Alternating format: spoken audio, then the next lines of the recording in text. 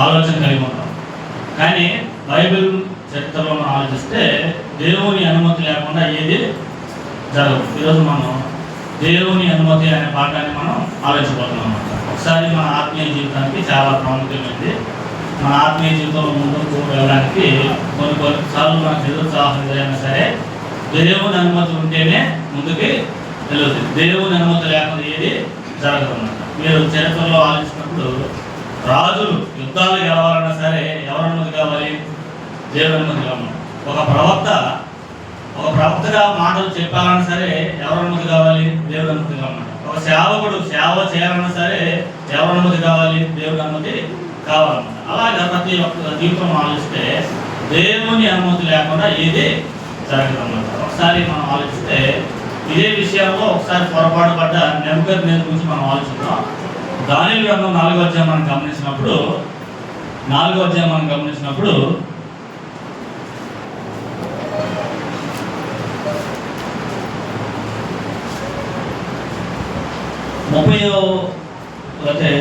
నుంచి మనం గమనించినప్పుడు దానియేలు గ్రంథం 4వ అధ్యాయం 20 నుంచి మనం గమనించినప్పుడు పైన చెప్పిన దాంతో రాజుకు నెబుకద్నెజరు సంభవించెను. 12 నెలల పిమ్మట అతడు తన రాజధాని నగరి బబులోను నగరంలో సంచరించుండగా రాజు బబులోను ఈ మహా విశాల పట్టణమును నా బలాధికారము నా ప్రభావ ఘనతను కనపరచుటకే నా రాజధాని నగరము నేను కట్టించినది కాదా అని తనలో తాను అనుకున్నాను. రాజు నోట ఈ మాట ఉండగా ఆకాశం నుండి ఒక శబ్దము వచ్చెను. ఏదనగా రాజుకు నెబుకద్నెజరు, ఇదే నీ ప్రకటన, నీ రాజ్యము నీ యొద్ద నుంచి తొలగిపోయాను, తమ యొద్ద నుండి మనుషులు నిన్ను తరిమెదరు. ఒకసారి ఆలోచిస్తే ఒక్కోసారి మన బైబిల్ చరిత్రలో కొంతమంది జీవితంలో ఉన్నప్పుడు కొరింథీ పత్రిక చెప్పినప్పుడు బుద్ధి బోధ దృష్టాంతంగా మనకి ఉండేయన్నమాట. నెబుకద్నెజరు అంటే బబులోని వాళ్ళు, అంతకుముందు ఎవరు ఉన్నారు? మాదియా పారసీక అన్నమాట, అంతకుముందు అశూర్ అన్నమాట. ఈ రాజులు జయించిన తర్వాత ఏమైందంటే రాజ్యం వచ్చింది, రాజు అయ్యాడన్నమాట. ఆ రాజు అయినప్పుడు ఎవరి అనుమతితో రాజు అయ్యాడైనా? దేవుని అనుమతితోనే. రాజ్యాలు ఎవరి అనుమతితో ఎన్నుకుంటారు? ఏ రాజు వచ్చినా సరే దేవుడు అనుమతిస్తేనే అతను రాజ్యం రాజుతారన్నమాట. కానీ ఒక రోజు ఆయనకి ఏమవుతుందంటే నా బలాధికారము నా రాజధాని నగరంలో నేను కట్టించిన ఇది అనే భావన వచ్చిందన్నమాట. అంటే ఇతను ఏముందంటే దేవుని అనుమతి లేకుండా నా సొంతగా వచ్చిందనే భావన ఏమైంది వచ్చిందన్నమాట. అప్పుడు దేవుని ప్రకటన అంటే ఏమొచ్చింది? ఎప్పుడైతే ఆ నోటి మాటలు ఉండగానే రాజ్యం నీ యొద్ద నుంచి తొలగిపోయినా. అప్పుడు చూడండి కొన్ని మాటలు మాట్లాడతారు రాజు నెబుకద్నెజరు. 4వ అధ్యాయం మనం గమనించినప్పుడు 35వ వచనం మనం చూద్దాం. 4:35 భూనివాసులందరూ ఆయన దృష్టికి ఎన్నిక రానివారు. ఆయన పరలోక సేనలను భూనివాసులను తన చిత్తము చొప్పున జరిగించేవాడు.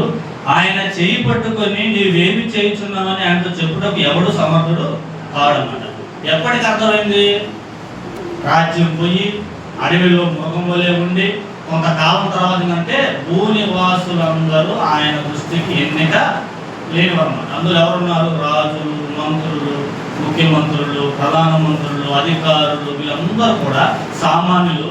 వీళ్ళందరూ మనకు గొప్ప, మన సీఎం అని, మన పిఎం అని, మన హోంమంత్రి అని మనకే అనుకుంటామన్నమాట.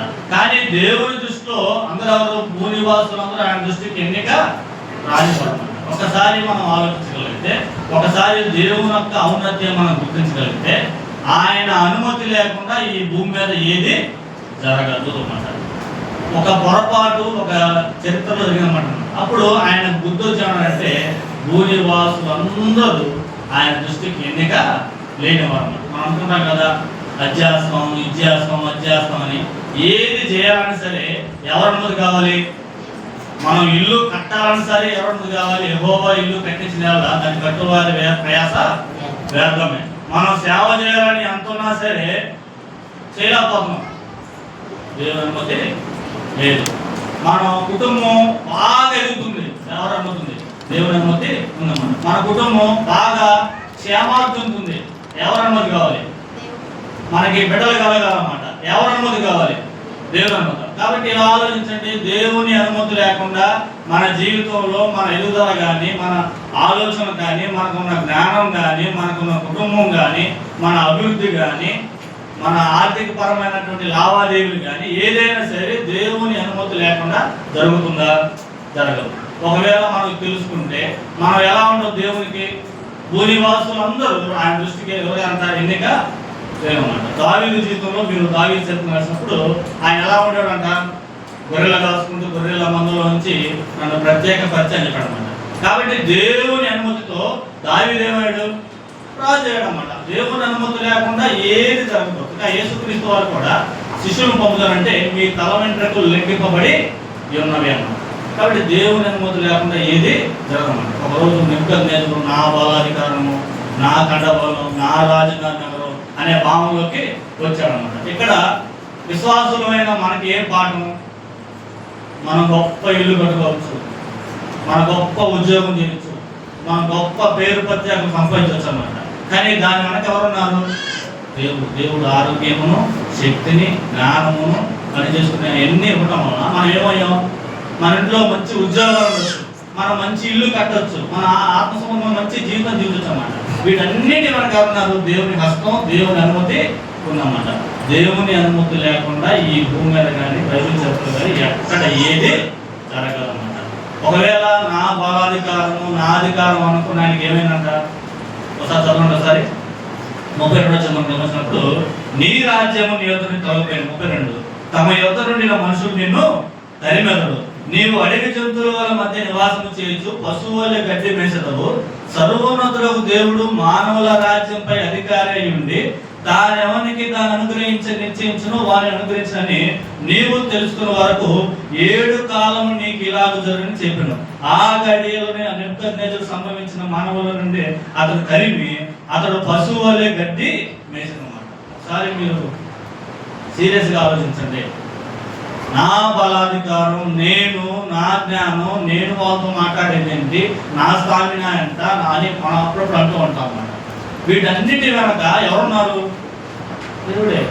మనకి ఎంత ఆర్థికం పెరిగినా, మనం ఎంత మంచి పేరు వచ్చినా, మనకి ఏది వచ్చినా సరే దాని వెనక ఉన్నారు దేవుడే. అప్పుడు దావీదు కూడా యెహోవా నా బలమా అంటాడు. అంటే దావీదుకి ఎవరు బలం? దేవుడే. వెనకున్న బంధువుని చూసి ఆయన బలం కాదు, వెనకున్న డబ్బును చూసి ఆయన బలం కాదు, ఆయన రాజ్యం ఆయన బలం కాదు, ఆయన యుద్ధ వీరుడు ఆయన బలం కాదన్నమాట. అన్ని విషయాల్లో దేవుణ్ణి మైపడుతున్నాం అన్నమాట. కాబట్టి మనకు కూడా దేవుని అనుమతి అనే విషయం మనకి తెలియాలన్నమాట. అప్పుడు మనం ఏం చేస్తామంటే మన జీవితంలో ఓకే ఏదైనా ప్రారంభించే ముందు దేవుని అనుమతి ఏం చేస్తాం, మనం ప్రారంభిస్తాం అన్నమాట. ఒకవేళ దేవుడు ఇస్తే ఓకే. మీరు ఒకసారి ఆలోచించండి, యేసుప్రభు జీవితంలో కూడా ఒకసారి మూడు సార్లు ప్రార్థించాడు అనమాట. తండ్రి నీ చిత్తమైతే ఇక నా నుంచి తొలగించండి. ఎన్నిసార్లు ఇక్కడమ్మా? 3 సార్లు అమ్మా. అనుమతిస్తేనే అవుతుంది. దేవుడి నుంచి ఏమైనా స్పందన వచ్చిందా? రాదన్నమాట. పౌలు 3 మార్లు వేడుకుంటున్నాడన్నమాట. 3 సార్లు పౌలు గారు ఇచ్చారట, వేడుకున్నాడన్నమాట. ప్రార్థన ప్రతిఫలం వచ్చిందా? రాలా. కొన్ని అవచేతలు ఉంటాయి దేవుని, కొన్ని అన్ని దేవుడు అన్నమాట. కాబట్టి దేవుని అనుమతి లేకుండా ఏది జరగదు. అందుకే ఏమంటే యెహోవా ఇల్లు కట్టించిన ఎడల దాని కట్టువారి ప్రయాస అయిపోయింది. ఎన్నో గోపురాలు, ఎన్నో కట్టడాలు, ఎన్నో నగరాలు అయిపోయిందంటే ఆగిపోయినమాట. ఏదైనా సరే దేవుని అనుమతి లేకుండా మనం ప్రారంభిస్తే, దేవుని అనుమతి లేకుండా మనం ఒకవేళ దేవుడు అనుమతించినా సరే మనం గర్వంతో ఉంటే అది మనకే నష్టం. ఇక మనం అందరికీ భయపడే ఒక వ్యక్తి ఉన్నాడు అన్నమాట. ఎవరైనా? సాతాను కూడా ఎవరు అనుమతిలో పనిచేస్తాడు అంటే చాలా మంది భయపడతారు అన్నమాట. నువ్వు అతని ప్రాణం ముట్టొద్దు అన్నాడు అన్నమాట. ఏ గురంలో అంటే సాతాను కూడా సాతాను శక్తిమంతుడే, కానీ ఎవరు కాదు, సర్వశక్తిమంతుడేమి కాదన్నమాట. సాతాను కూడా అనుమతించేది ఎవరు? దేవుడే అన్నమాట. ఒకసారి యోగ గ్రంథం మనం ధ్యానించినప్పుడు ఒకసారి 12వ చూడండి. యోగ గ్రంథం 1వ అధ్యాయం 12వ వచనం. 1:12 యెహోవా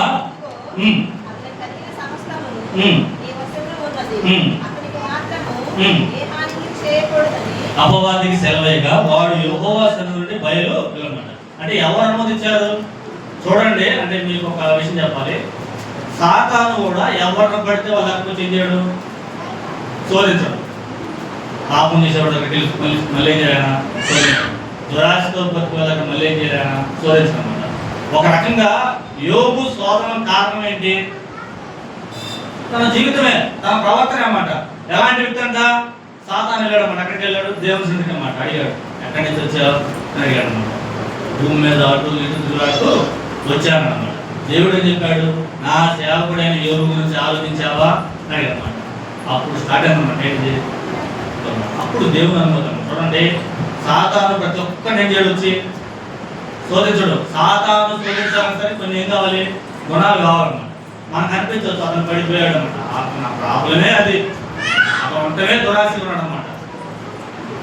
ఎలా చూడండి, ఊజు దేశం ముందు యోబు అనే ఒక మనుషుడు నేను, అతడు యథార్థవంతుడును న్యాయవంతును దేవుని యందు భయభక్తులు కలిగి చెడుతనాన్ని వ్యతిరేకించిన వాడన్నమాట.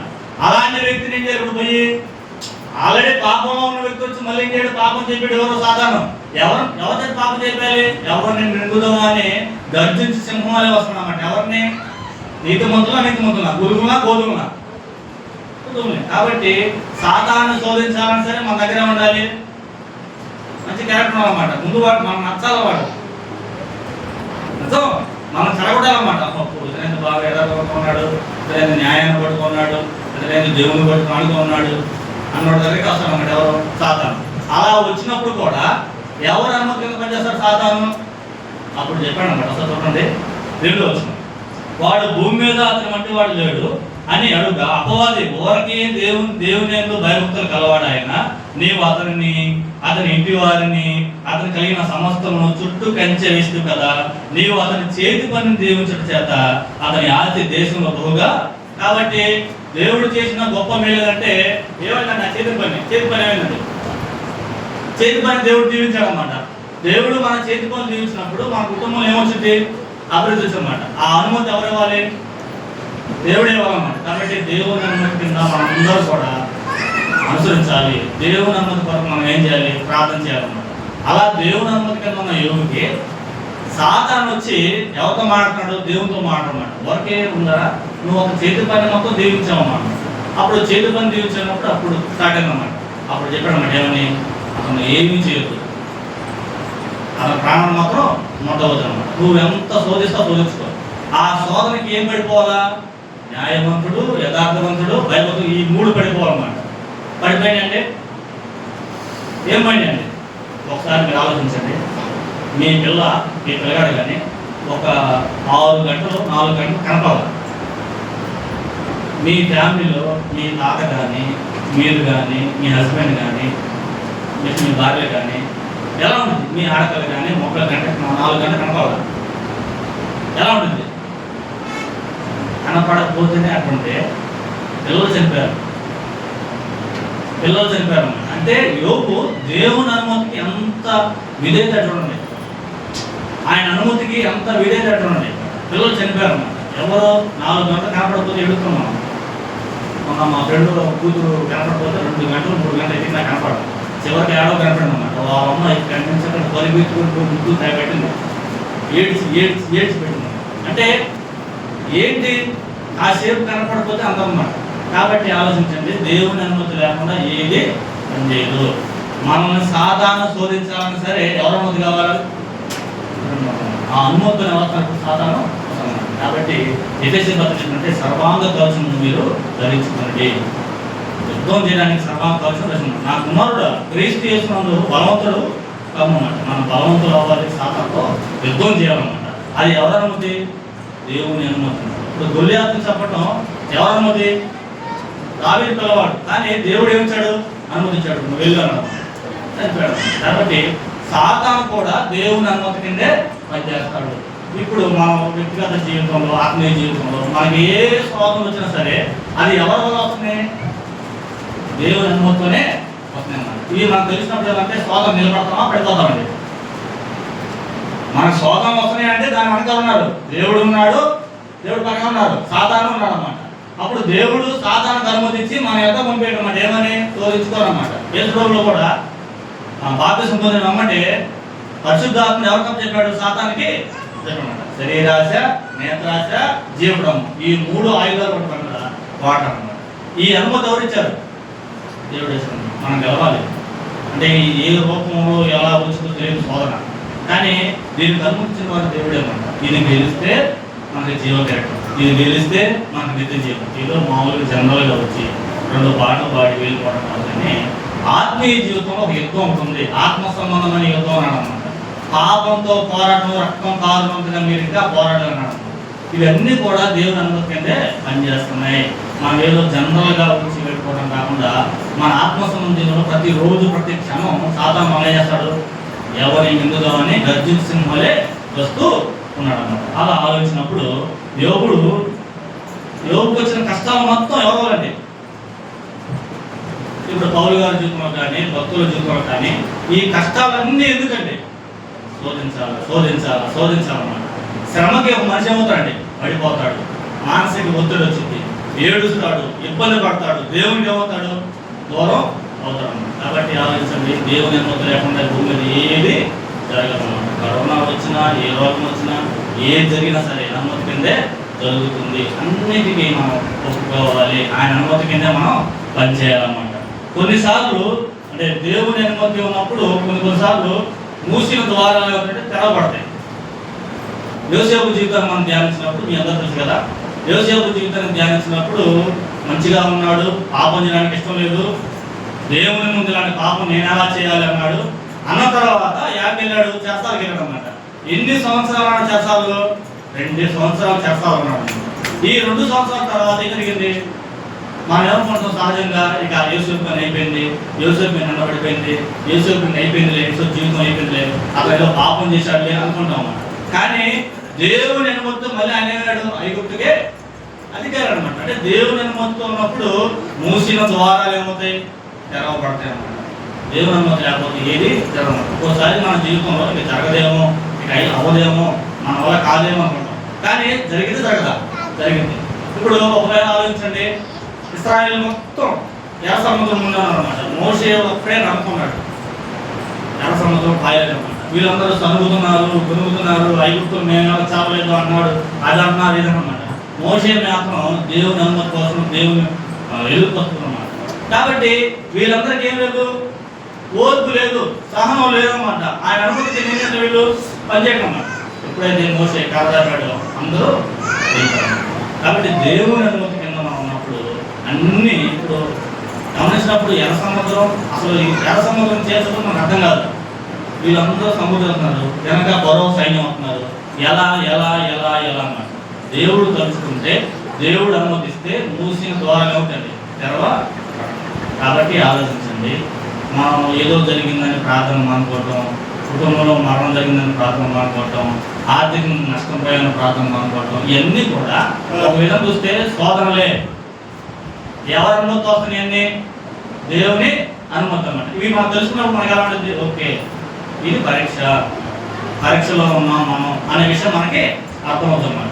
అది అర్థం కానప్పుడు దేవుని నమ్ముకున్నా ఏం ఉపయోగం లేదులే, దేవుని నమ్ముకున్నా ఏం బాగుపడ్డాం లేదు, దేవుని నమ్ముకున్నా ఎలా ఉన్నాంలే అన్నమాట. కుమారుడు పోయాడు, ఆస్తి పోయింది, గుడ్లు పోయినాయి, అన్నీ పోయినాయి, కానీ యెహోవా ఇచ్చిన యెహోవాయే ఇస్తాడు. అంటే దేవుని అనుమతికి అంత ఎవరు లోపడ్డారు, అంత విధేయత చూపారు అన్నమాట.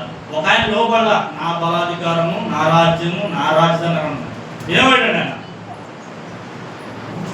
నశించిపోయాడు. తర్వాత వచ్చిందన్నమాట భూనివాసులందరూ ఆయన దృష్టికి ఎన్నిక రానివారు. అబ్రహాం ఉంటారు కదా, ఏమని? దుమ్ము ధూళని నేను నీరు ప్రార్థన అన్నమాట. కాబట్టి మనం దుమ్ము, మనం ధూళి, మనం సామాన్యులు, మనం అల్పులం, సర్వశక్తులైన దేవుని ముందు చాలా చిన్నవాళ్ళం అన్నమాట. ఆయన అనుమతితోనే మనం ప్రార్థించాలన్నమాట. చూడండి, యేసుక్రీస్తు వారు కూడా అలసట పొంది మీరు మార్పు సువార్త చదివినప్పుడు వెంటనే మరు వెంటనే సువార్త ప్రయాణాలు తిరుగుతున్నప్పుడు అలసిపోయాడు అన్నమాట. దేహం అలసిపోయింది, దేహం ఆత్మశక్తమే, దేహం అలసిపోయింది. ముమ్మారు మోకరించాలన్నమాట. ఆయన దేవుని అనుమతి కానీ దానికి ఒప్పుకున్నాడు, దానికి సరెండర్ అయ్యాడన్నమాట. కాబట్టి మన జీవితంలో కూడా దేవుని అనుమతి కింద మనం ఏం చేయాలి? పని చేయాలి. దేవుని అనుమతి కింద మనం ఉండాలన్నమాట. కాబట్టి కొన్ని కష్టాలు మన జీవితానికి దేవుడే ఏం చేస్తారండి? అనుమతిస్తారన్నమాట. కష్టం వచ్చిందని ఆరాధన మానటం, కష్టం వచ్చిందని చర్చి మానేయటం, కష్టం వచ్చిందని ప్రార్థన మానేయటం, ఇవి ఆలోచించినప్పుడు ఒక విధంగా ఉన్నప్పుడు మనకి సిగ్గుతుంది అన్నమాట. దేవుని అనుమతితోనే మొత్తం పని చేసుకున్నాయన్నమాట. కష్టాలు ఎలా వస్తాయండి? ఒకటి సొంత పాపం చేయడం వల్ల వస్తాయి, రెండు శోధన వల్ల వస్తాయి అన్నమాట. అంటే ఇందులో ఏదో తెలుసుకోవాలన్నమాట. సౌలుకి వచ్చిన కష్టాలు, దావీదుకి వచ్చిన కష్టాలు స్వయం కృపాదం. ఆయన పాపం చేయడం వల్ల చెప్పులు కూడా ఒకసారి అన్నమాట. వాళ్ళ కుమారుడు వ్యతిరేకత, రాజ్యంలో వ్యతిరేకత అన్నమాట. ఈ స్వయం కృపాదం తాను పాపం చేయడం వల్ల వచ్చే కష్టాలు అన్నమాట. యోగుకు వచ్చిన కష్టాలు అంటే అది పరీక్ష అన్నమాట. కాబట్టి కొన్ని దేవుని అందరి కింద ఉన్నాయి. మనం కూడా ఎవరన్నా పనిచేయాలి. అందుకే యాకోబు అంటే ప్రభు చిత్తం అయితే అది చేరుకుము, ఇది చేరుము. చిత్తం లేకపోతే జరగదు. మనం 100 కళలు జరగచ్చు, మనం ఏదో జరగచ్చు అన్నమాట. కానీ ఏవి జరగదు. అది జరగాలి అంటే ఖచ్చితంగా దేవుడు అనుమతి ఇవ్వాలి, అనుమతించాలా మనం ప్రార్థించాలన్నమాట. ఒకసారి యెషయా గ్రంథం మనం గమనించినప్పుడు 40వ అధ్యాయం అంటే యెషయా గ్రంథం 40వ అధ్యాయం మనం గమనించినప్పుడు 31వ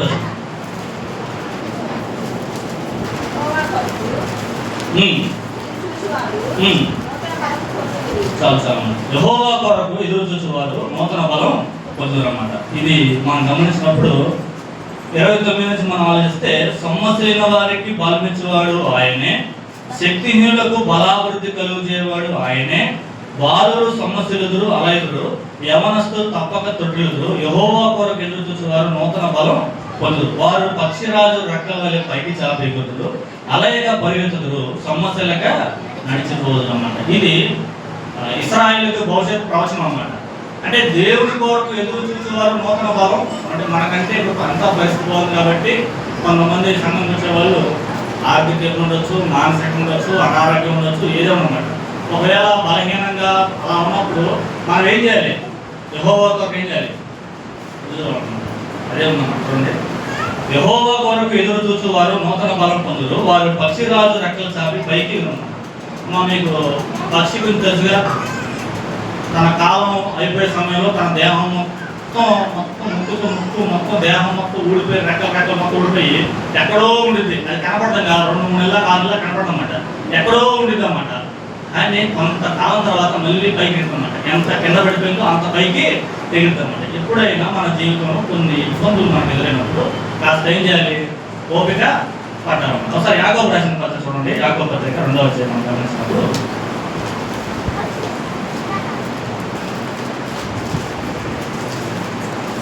యాకోబు రాసిన పత్రిక మనం ధ్యానించినప్పుడు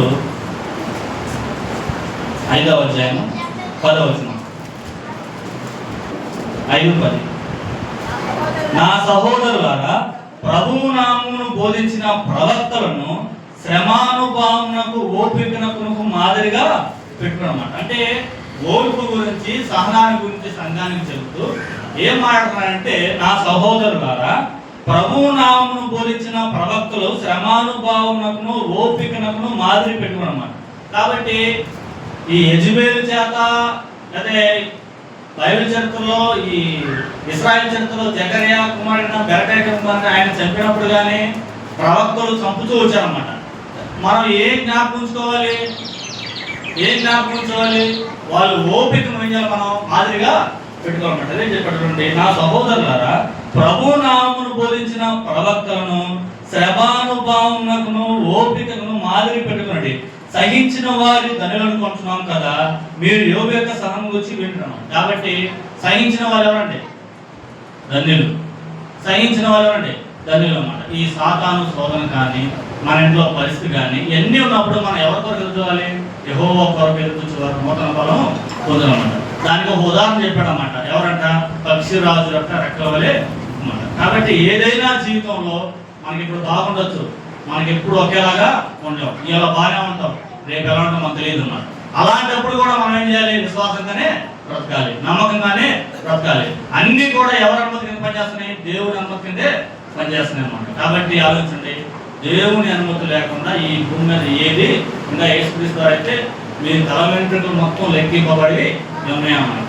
ఒకటి, దేవుని అనుమతితోనే అన్ని జరుగుతాయి. 2, సాతాను కూడా దేవుని అనుమతి కిందే పనిచేస్తాడు అన్నమాట. మనకి ఎంత శోధిస్తాడో అంతే శోధిస్తాడు, అంతకు మించి రావడం. 3,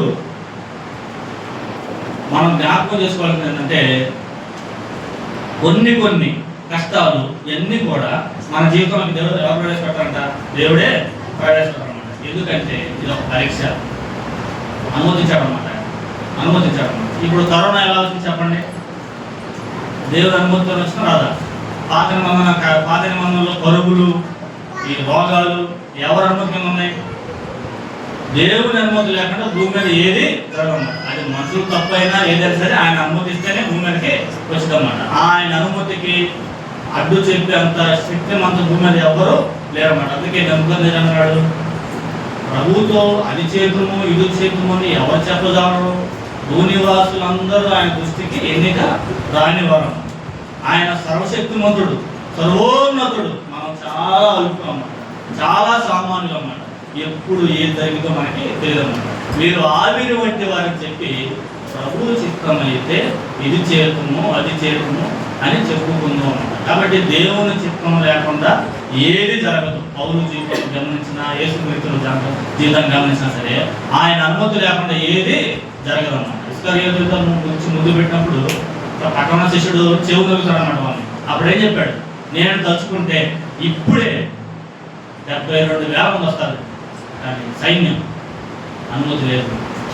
అనుమతిస్తేనే వస్తామంటారు. మనం అన్నీ ఉంటాయి కానీ అనుమతి లేకపోతే అన్నమాట. సామర్థ్యం ఉండొచ్చు, అన్నీ ఉండొచ్చు, అనుమతి లేకపోతే జరగదన్నమాట. కాబట్టి మనందరం కూడా దేవుని అనుమతి కోసం ప్రార్థన చేద్దాం. దేవుని అనుమతులు ఏం చేద్దాం మనం ఉన్నామన్నమాట. ఒకవేళ మన ఆత్మకున్న జీవితానికి మనం ఇల్లు కట్టుకోవాలి, మనకు ఉద్యోగం రావాలి, మన పిల్లలు మంచిగా ఉండాలి, రేపు ఫ్యూచర్లో మంచిగా ఉండాలన్నమాట. ఏం చేయాలి? కుటుంబం ఏం చేయాలి? కుటుంబం ప్రార్థన చేయాలన్నమాట. దేవుని అడగాలన్నమాట. అయ్యా నా కుటుంబాన్ని స్థిరపరచు, నా కుటుంబాన్ని బలపరచు, ఆత్మీయ జీవితం కూడా బలపరచు అని దేవుని అనుమతి కోసం ఏం చేయాలి? మనం ప్రార్థన చేయాలన్నమాట. మన ఇష్టానుసారంగా చేసి అయితే లేకుంటే అవ్వదు. అయితే అవదన్నమాట. మీరు బైబిల్లో గమనించినప్పుడు గంట కుప్పం మీద నుంచి దేవుడు ఆయన పైకి లేపు వాడన్నమాట. దానికి ఆయన అనుమతి ఉండాలి మన జీవితంలో. అది మన జీవితం నడవాలంటే ఏం చేయాలి? ఆయన అనుమతి ఉండాలన్నమాట. ఆయన అనుమతి లేకపోతే మనం అక్కడే ఉంటాము. కాబట్టి కొన్ని సోదరులు సాధారణాలు వస్తాయి, కొన్ని సోదరులు స్వయం ప్రపాదనలు వస్తాయి. దేవుడి కొన్ని పరీక్ష పెడతాము. అన్నిటికీ మనం ఏం చేయాలి? ఒప్పుకొని ఉండేద్దాం. ఏంటంటే 3 సార్లు ప్రార్థించినా లేదు, ఈ గిన్నె తొలగించు అంటే దేవుడు యేసుక్రీస్తు ఏదో చెప్పాడా? చెప్పదు. లోపడ్డాడన్నమాట. కుమారులు పైన లోపడ్డాడు. ఎవరు? దేవుడు. కాబట్టి మనందరం కూడా దేవుని అనుమతిని పనిచేద్దాం. దేవుని అనుమతి కొరకు ప్రార్థన చేద్దాం. ఆయన అనుమతి దాటామంటే మనకే ప్రమాదం. ఆయన అనుమతి లేకుండా భూమి మీద ఒక తలగంట కూడా రావాలని చెప్పాడు. యేసుక్రీస్తు వారు శిష్యుల ముందు చెప్పాడంటే, మీరు వెళ్ళండి, మీరు స్వార్థ ప్రకటించండి, మీరు ప్రకటించే క్రమంలో ఎవరైతే వింటారో వాళ్ళకే చెప్పండి, విన్న వాళ్ళకి మీ పాదాలు దుమ్ము దులిపి వెళ్ళిపోండి చెప్పాడు అనమాట. ఇప్పుడు మనం కొన్ని భయపడతాం. ఆయన వచ్చాడు, వాళ్ళు వచ్చారు, వాళ్ళు వచ్చి వాళ్ళు ఇబ్బంది పెడుతున్నారు, వీళ్ళు వచ్చి ఇబ్బంది పెడతాం అనమాట. ఇవన్నీ ఎవరు అనుమతిగా ఉన్నాయి అంటే, ఇప్పుడు మీకు డొమేషన్ చక్రవర్తి నేరో చెప్ప తెలియదు వాళ్ళ గురించి. మనిషి బతుకుండగానే, క్రైస్తవుడు బతుకుండగానే నిలబెట్టి తారు పూసి చంపిన రోజులు ఉన్నాయి. మనిషి బతుకుండగానే చర్మాన్ని ఒలిచి చంపిన ఉన్నాయన్నమాట క్రైస్తవులుగా. వాటిని అనుమతించాడు దేవుడు. ఇవన్నీ చిన్నవి. ఇప్పుడు వచ్చిన ప్రభుత్వానికి, ఇప్పుడు వచ్చిన మనుషులకి, ఇప్పుడు వచ్చిన వాళ్ళకి భయపడుతూ ఉన్నాం మనం. అసలు గతం వెళ్తే 100 సంవత్సరాల కాలం వెళ్తే గర్భిణీ స్త్రీలు చంపారు, త్వరతో చంపారు, చర్మాన్ని వచ్చి చంపారు, ఎలా పడితే అలా చంపారు అనమాట. అదేంటి? దేవుడు లేదా అనుమతి ఉంది. నాగా సత్యస్వరూపి దాకా తీర్పు తెచ్చుకోవాలి అంటారు అనమాట. ఆగండి, ఇంకా చంపవలసిన లెక్క పూర్తి అవ్వాలన్నమాట. ఆయన లెక్క పూర్తి అవ్వాలన్నమాట. ఆ లెక్క పూర్తయిన వరకు ఆయన అనేసాడు అనుమతిస్తామన్నమాట. కాబట్టి ఏది జరిగినా సరే మనం ఏం చేద్దాం?